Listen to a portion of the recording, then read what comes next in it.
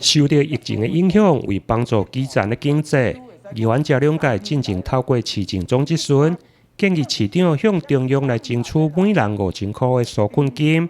现在总算看到中央有咧研呢，车辆界以最近3个月服务处接到上济တင်情，阁是有未少的民众借钱来过日子。议员表示，需要帮助的人真多，希望市府会用咧苦民所苦。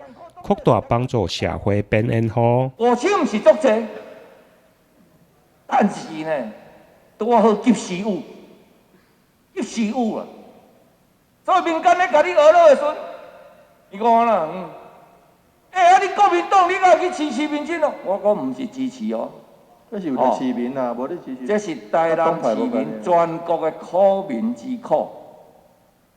若我无去找黄市长来提这个案啊。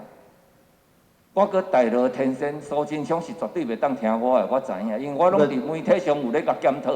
无啦，所以伊较容易受气。贾议员，你太低估自己，你影响力足大的哦，感谢你的旁调。真正。哦。所以呢，即摆纾困就对啦。纾困我感觉你市政府还阁做无够。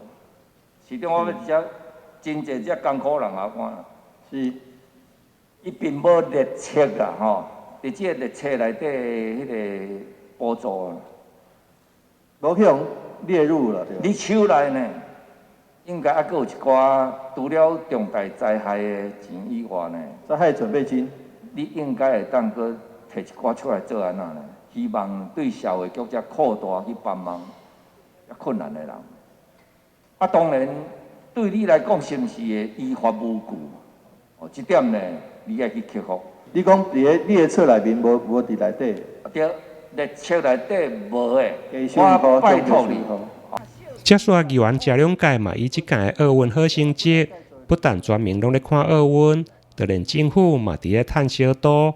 伊批评政府平时无关心，宜兰市就算奥运的金牌奖金，嘛甲全国运动会金牌奖金共款30万。